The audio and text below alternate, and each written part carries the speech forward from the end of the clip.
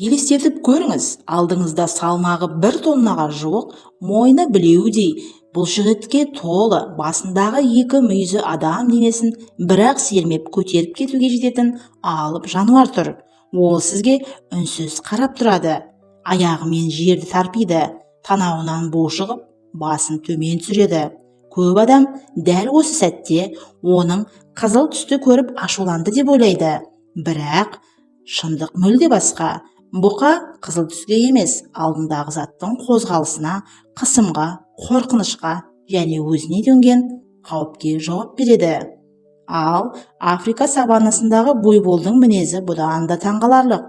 Арыстандар оның бұзауына шабуыл жасаса, бүкіл табын қашып кетудің орнына кері бұрылып, жыртқыштарды қоршауға алуы мүмкін. Кейде олар жараланған серігін құтқару үшін арыстанның өзіне топ болып тап береді. Сондықтан сырттай жайылып жүрген момын алыптардың ішінде қандай күш, қандай есте сақтау қабілеті және қандай қауіпті мінез жасырынғанын алдын ала білу мүмкін емес.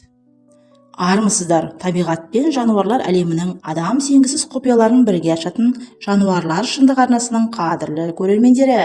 Бүгінгі шығарылымда ауылдағы қарапайым бұқадан бастап ареналарға шығарылатын арнайы тұқымдарға, радиодағы асау бұқаларға, Азияның су буйволына және Африка саваннасындағы қаһарлы буйволға дейін алып жануарлардың әлеміне енеміз. Ең алдымен арнамызға қолдау көрсеткен әрбір көрерменге шын жүректен рахмет айтқым келеді. Сіздердің әр қаралымдарыңыз, пікірлеріңіз бен қолдауларыңыз осы арнаның дамуына үлкен үлес қосты. Бұл біздің ортақ жетістігіміз. Қазақ тіліндегі осындай танымдық видеолардың жалғасуына себеп болғандарыңыз үшін баршаңызға мың алғыс. Ал енді жер бетіндегі ең мықты, ең қырсық, әрі ең дұрыс түсінілмейтін жануарлардың бірі бұқаның шынайы болмысын ашайық.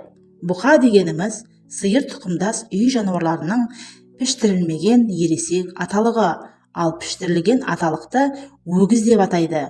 Бұл айырмашылық жай атауда ғана емес. Бұқаның ағзасында аталық гормондар белсенді жұмыс істейтіндіктен, оның мойны жуандау, иығы биік, бұлшықеті күшті және мінезі сақ әрі батыл болады. Өгіз көбіне сабырлы болып, бұрын ауыл шаруашылығында арба тартуға, жер жыртуға және ауыр жүк тасуға пайдаланылған. Ал бұқаның негізгі шаруашылықтағы міндеті тұқым жалғастыру. Жаңа туған еркек бұзау алғашында әлсіз көрінеді, бірақ оның өсу жылдамдығы тұқымына, қорегіне, күтіміне және денсаулығына қарай қатты өзгереді. Алғашқы айларда ол анасының сүтімен қоректенеді, кейін біртіндеп шөпке, жемге және басқа өсімдік азықтарына көшеді. Ас қорыту жүйесі толық қалыптасқан кезде бұқа нағыз күйіс қайыратын жануарға айналады. Оның асқазаны адамдыкіндей бір бөлімнен тұрмайды. Күйіс қайыратын малдың ас қорыту жүйесінде месқарын, тақия қарын, жалбыршақ және ұлтабар деп аталатын бөлімдер болады. Бұқа шөпті алдымен тез жұтып, кейін қауіпсіз жерде аузына қайта шығарып, ұзақ шайнайды. Біз күйіс қайырып жатыр деп атайтын әрекет осы. Месқарындағы миллиардтаған микроағза адам қорыталмайтын шөп талшықтарын ыдыратып, жануарға қажетті энергияны алуға көмектеседі. Сондықтан бұқа шөп жеп қана осыншалықты алып, дене мен күшті бұлшықет қалыптастыра алады. Оның шөпті етке, сүтке, теріге және күшке айналдыратын ағзасы табиғаттағы ең күрделі тірі фабрикалардың бірі. Бұқа тәуліктің едәуір бөлігін жайылуға және күйіс қайыруға жұмсайды. Ал шөппен, пішенмен, сүрлеммен, сабанмен, дәнді дақылдардан дайындалған жеммен және минералдық қоспалармен қоректенеді. Бірақ жемді көп берсек, бұқа тез өседі деген түсінік әрдайым дұрыс емес. Шамадан тыс қуатты жем семіздікке, аяқ буындарының әлсіреуіне және көбею қабілетінің төмендеуіне әкелуі мүмкін. Тұқымдық бұқаның денесі ірі болғанымен қозғалысы жеңіл, аяқтары сау және салмағы шамадан тыс болмау керек. Ауылдағы бұқа өз аумағын өте жақсы танып алады. Ол күнде жем беретін адамды, қораның есігін, су ішетін орнын, басқа малдардың дауысын және қай уақытта табын өріске шығатынын есте сақтайды. Ірі қара малдың мінезі біркелкі емес. Бірі тыныш болса, екіншісі үркек, үшіншісі басымдық көрсетуге бейім болуы мүмкін. Сондықтан кішкентайынан өзіміз өсірдік, ештеңе істемейді деп сену де қауіпті. Қолда өскен бұқа адамнан қорықпай қалуы мүмкін. Бұл сырттай жақсы көрінгенімен кейде керісінше қауіп тудырады.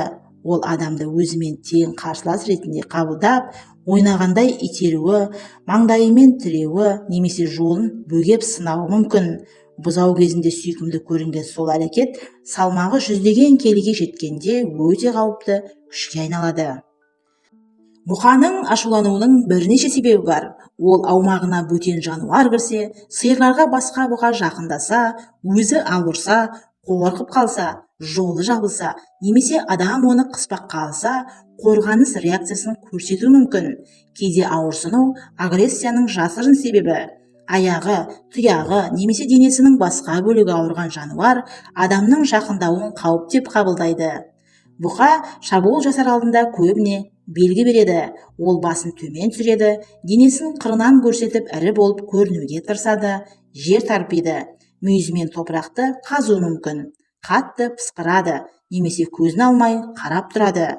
Бірақ барлық бұқа алдын ала ұзақ ескерте бермейді. Сондықтан бұқа тұрған орында әрқашан шегінетін қауіпсіз жол болу керек. Ал көпшіліктің бұқа қызыл түске ашуланады деген сенімі аңыз. Бұқалар адам сияқты барлық түсті ажыратпайды. Ал аренада оларды қоздыратын негізгі нәрсе метадордың матаны бұлғауы, жануардың қоршалған ортада қалуы немесе алдындағы қозғалыс. Қызыл мата тарихи дәстүрдің бір бөлігі. Бұқаның ашуын тудыратын сиқырлы түс емес.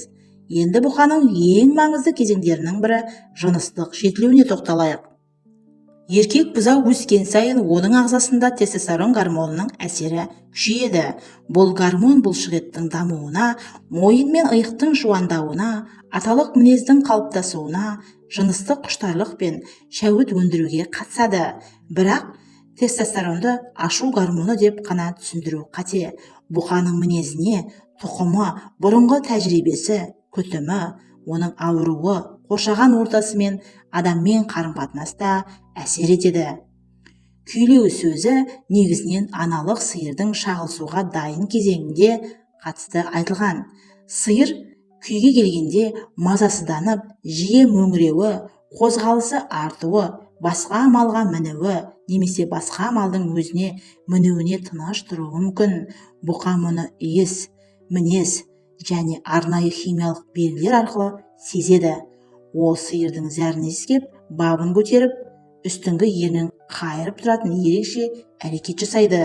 Бұл иісті тереңірек талдауға көмектесетін Флемен реакциясы. Қызықты факт: кейбір мал шаруашылықтарында тәбеті төмендеп, енжар болып кеткен асыл тұқымды бұқаны күйікке келген бірнеше аналық сиырдың арасына жібереді. Аналықтардың иісі мен бөлетін табиғи феромондары бұқаның жүйке жүйесін белсендіреді. Соның нәтижесінде тестостерон сияқты жыныстық гормондардың бөлінуі артып, бұқа сергек бола бастайды.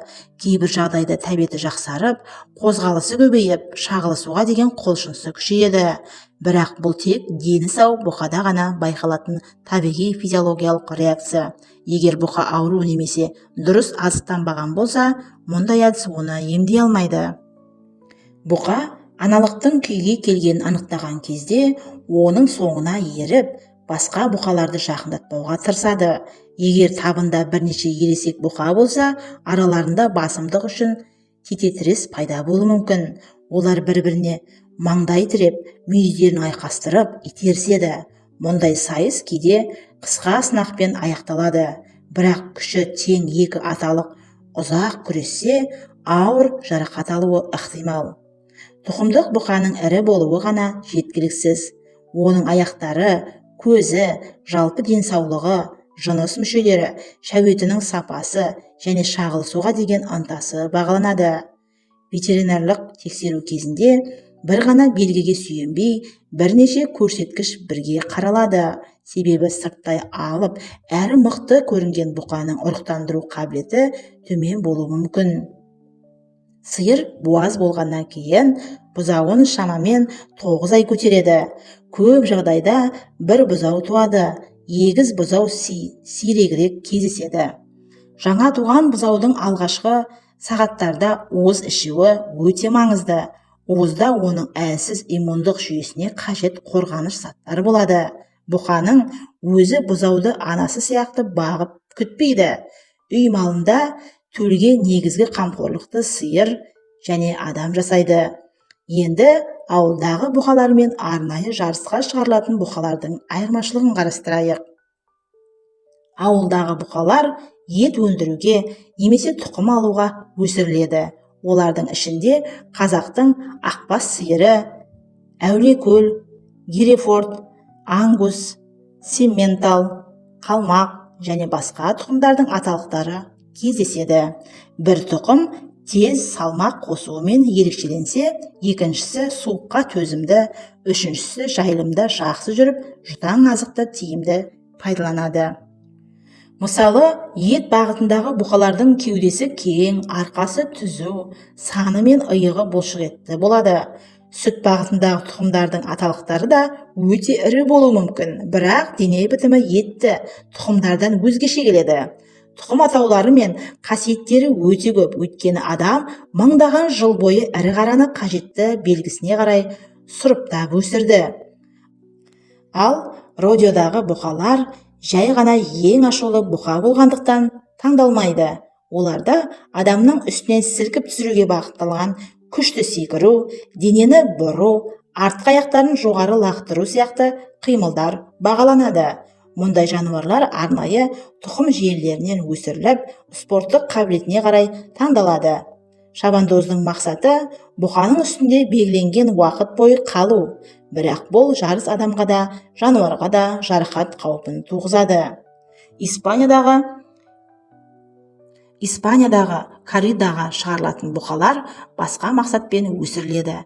Олар бірнеше ұрпақ бойы батылдық, қозғалысқа жауап беру және қарсы тұру қасиеттері бойынша сұрыпталған арнайы тұқымдарға жатады.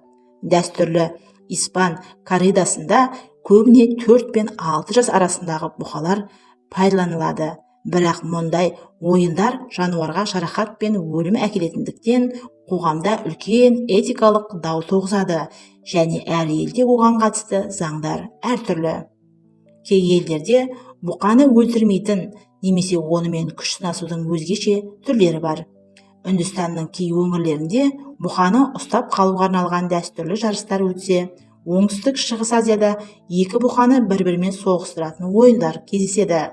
Бұлардың барлығында жануарлардың әл-ауқаты мен адам қауіпсіздігіне байланысты даулар бар. Енді буйволдарға көшейік. Көп адам бұқа мен буйволды бір жануар деп ойлайды. Олар туыстас болғанымен бірдей емес. Үй сиыры мен бұқа негізінен бос туысына жатады. Ал Азияның су буйволы бувалус, Африка буйволы сунсерус. Демек, буйвол деген атаудың өзінде бір-бірінен ерекшеленетін бірнеше үлкен топ бар.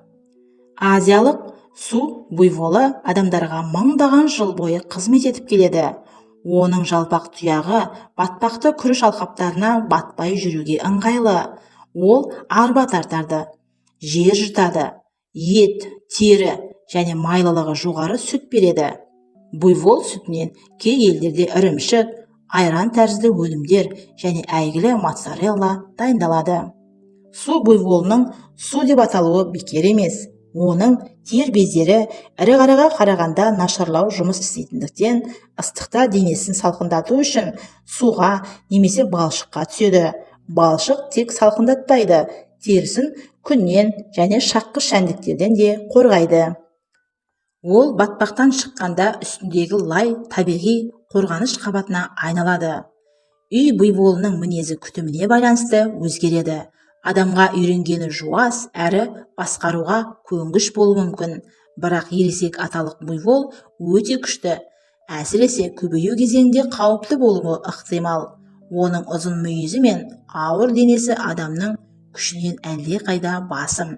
Ал Африка буйволы мүлдем басқа әлемнің жануары. Ол Африканың саванналары, орманды аймақтары мен суға жақын жайылымдарында мекендейді. Африка буйволының ірі аталығының маңдайындағы мүйіздерінің түбі бірігіп, қалың сауыт тәрізді қатты құрылым жасайды. Бұл табиғи қалқан аталықтар мүйіз тірестірген кезде басын қорғайды. Африка буйволдары табын болып жүреді. Табында аналықтар, бұзаулар және әр жастағы жануарлар болады. Ересек аталықтары кейде шағын бойдақтар тобын құрып, негізгі табыннан бөлек жүреді. Құрғақ маусымда су мен шөп азайған кезде ірі табындар суат маңында жиналады. Олардың ең мықты қаруы жеке күшінен бұрын ұжымдық қорғанысы. Қауіп төнгенде ересектер бұзауларды ортасына алып, мүйіздерін сыртқа қаратып тұруы мүмкін. Арыстан табыннан бөлініп қалған әлсіз және жас жануарды таңдауға тырысады. Бірақ буйволдар қауіпті байқаса, кері бұрылып, жыртқышқа қарсы шабуыл жасай алады. Африка буйволының негізгі табиғи жауларының бірі арыстан. Африка буйволдары бір-бірімен әрдайым өлімге дейін шайқаспайды.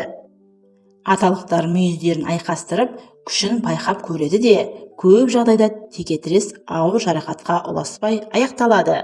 Зерттелген мінез-құлық бақылауларында мұндай мүйіз тірестіру қысқа сайыс ретінде сипатталған. Бірақ жараланған немесе қашатын жолы жабылған буйвол өте қауіпті. Оның денесі ауыр, аяқтары күшті, ал қысқа қашықтықта жылдам қозғала алады. Ол басын төмен түсіріп, мүйізімен қарсыласын көтеріп, немесе таптап кетуі мүмкін. Сондықтан саваннада буйволға жаяу жақындау аса қауіпті әрекет. Африка буйволының тағы бір қызық қасиеті қарға тектес өгізші құстармен байланысы. Бұл құстар оның денесіне қонып, кенелерді және терідегі кейбір жәндіктерді теріп жейді. Құс азық табады, буйвол паразиттердің бір бөлігінен арылады. Бірақ бұл қатынас толықтай мінсіз достық емес. Кейде құстар жараның қанын шоқуы мүмкін. Табиғаттағы серіктестік әрдайым ертегідегідей таза пайдадан тұрмайды. Буйволдар негізінен шөппен қоректенеді, бірақ шөптің сапасы төмендегенде жапырақ, жас бұтақ және басқа өсімдіктерді де жейді. Олар күн сайын көп су қажет етеді. Сондықтан тіршілігі суаттармен тығыз байланысты. Табынның жүру бағытына қорек, су, жыртқыштар және маусым әсер етеді. Африка буйволының көбеюі де табындағы күш қатынасына байланысты. Аналықтың көбеюге дайын кезеңін сезген аталық оның жанында жүріп, басқа аталықтарды жақындатпауға тырысады. Күшті, дені сау және басым аталықтардың жұптасу мүмкіндігі жоғары болады. Буаздық шамамен 11 айға созылып, көбіне бір бұзау туады. Жаңа туған бұзау біраз уақыттан кейін тұрып анасының соңынан еруге тырысады. Табында қалу оның өмірін сақтайды. Өйткені жалғыз қалған төл арыстан, қабылан, гиена немесе жабайы иттер үшін оңай олжаға айналады. Аналығы баласын қорғайды. Ол қауіп кезінде басқа табын мүшелері де қорғаныс шебіне қосылуы мүмкін. Бұқалар мен буйволдардың мүйізі өмір бойы маңызды қызмет атқарады. Ол қорғанысқа, қарсыласпен күш сынасуға және өз мәртебесін көрсетуге көмектеседі. Бірақ мүйіз тек қару емес, оның ішінде тірі сүйек өзегі бар. Сыртын кератин қабаты қаптайды. Мүйіз жарақаттанса, әсіресе түбіне жақын жері сынғанда, қатты қанап, инфекция қаупі туындауы мүмкін. Бұл жануардың көру қабілеті адамнан өзгеше. Олар айналасындағы қозғалысты жақсы байқайды, бірақ көз алдында орналасқан заттың қашықтығын анықтау үшін басын бұрып қарауы мүмкін. Естуі мен иіс сезуі жақсы дамыған. Сондықтан адам жануар өзін көрмеді деп ойлаған кезде ол иісін немесе дыбысын әлде қашан сезіп тұруы мүмкін. Олардың құйрығы да жай ғана сән емес. Құйрықтың ұшындағы қылшық шыбын мен басқа жәндіктерді қууға көмектеседі. тері астындағы бұлшық еттер жиырылып, денеге қонған шығынды сілкіп түсіреді. Ал құлақтарында үздіксіз қозғалысы дыбысты анықтаумен қатар жәндіктерді қууға да қызмет етеді.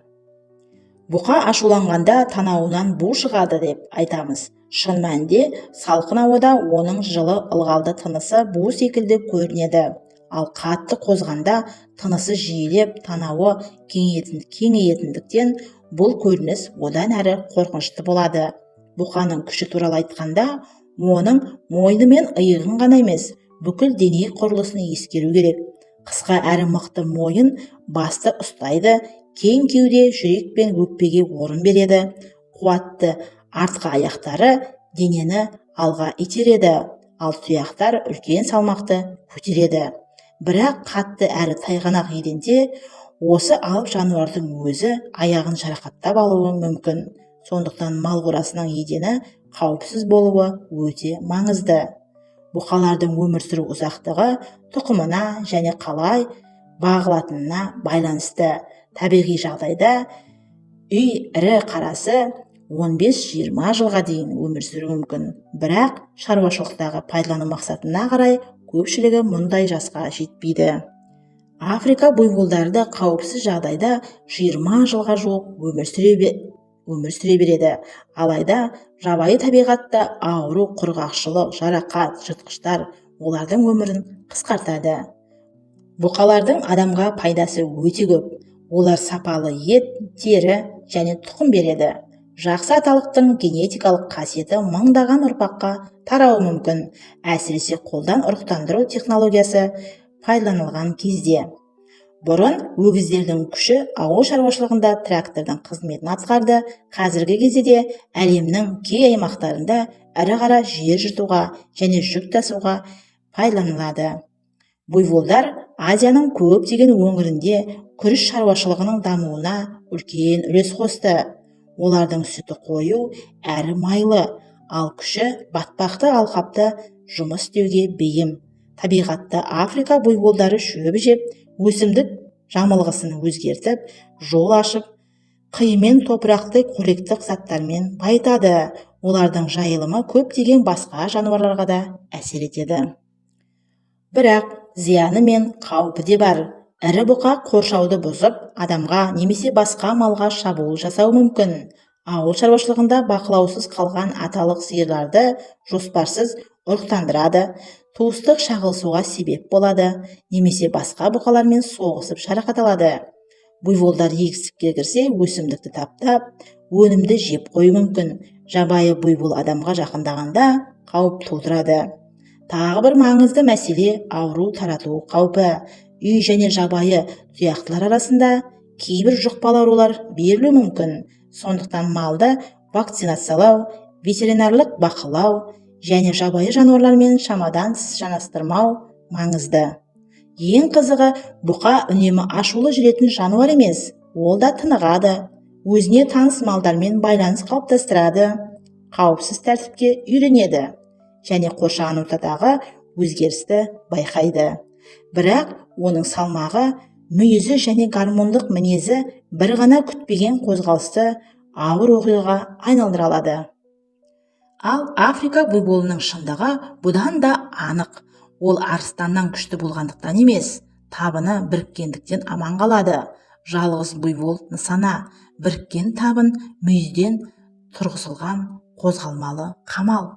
Міне достар, ауылдағы момын көрінетін бұқадан бастап аренаның асау аталығына және саваннаның қаһарлы буйволына дейінгі алыптардың құпиясы осындай.